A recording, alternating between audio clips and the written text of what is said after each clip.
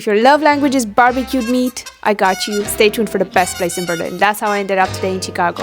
Not the Windy City, but Chicago Williams BBQ in Berlin. Roasting meat over an open fire is as old as humanity. It does not stop there. The history behind barbecue is quite tragic. When the Spanish colonizers, led by Christopher Columbus in the 15th century, arrived to the Caribbean, among many other tribes, they encountered the Taino people, whose cooking technique was very inspirational. The way they cooked the meat was to slow cook it over a wooden frame called a barbacoa, a word that eventually turned into barbecue. Due to this encounter, followed by violence, forced labor, and disease, many indigenous tribes' populations have been reduced, including the Tainos, which eventually were declared extinct. But a positive spoiler alert, their descendants are still here and try to keep the culture alive. As colonization spread, so did the barbecue technique. But the story doesn't end there. In the American South, barbecue was reshaped through the brutal history of slavery. Enslaved Africans became the true pit masters, digging pits, tending fires, seasoning meat, and perfecting the low and slow method of cooking meat. Although the plantation owners were famous for hosting these feasts, it was actually the enslaved people who did all the work, turning barbecue into a symbol of survival, skill, and resilience. Today, barbecue brings people together, but its origins are a mix of indigenous innovation and the painful legacy of slavery. And I'm a believer that in order to appreciate the food that we're eating, it's also important to know the history behind it. Now let's get to what I actually had. Right at the entrance, as a welcome gift, I was offered a cup of milky, corny soup. Sweet, cozy, and totally unexpected, because who offers you fruit from the get-go? They were like, hey there stranger, here's this little cup, there's some liquid inside, it feels like a hug, enjoy it. Fun fact, corn has been a dietary staple in the Americas for over 7,000 years. Indigenous people across North and South America have developed these corn-based stews, soups, and porridges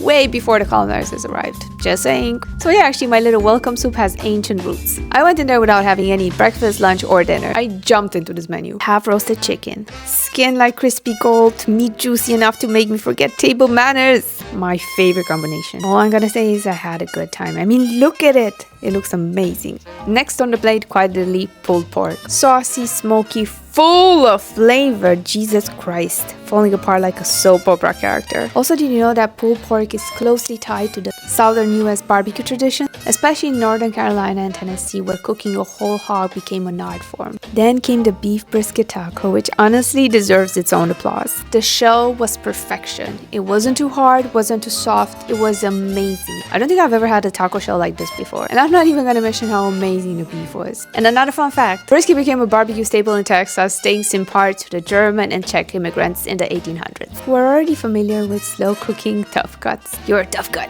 Combine that with Mexican culinary influence and voila, taco magic. Now about this mac and cheese. This was not my running, spoon dripping mac and cheese that I expected. This one had a baked crunchy top and creamy center. Honestly, the Beyonce of side dishes.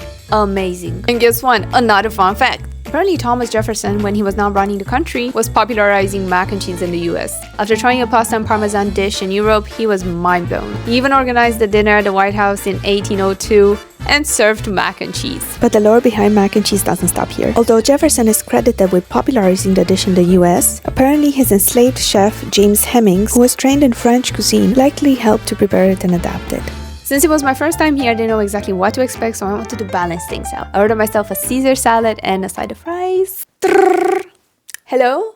Oh, it's for you. Fun fact! I love this one. You probably already know it, but Caesar salad is not Italian. It was invented in 1924 by Cesar Cardini, hence the name, an Italian-American restaurateur in Tijuana, Mexico. He was basically at his restaurant during rush hour. He tossed everything together, and there we have it, Caesar salad. By the end, I was stuffed, but happy. With that being said, thank you for eating with me, and I'll see you next time. Bye!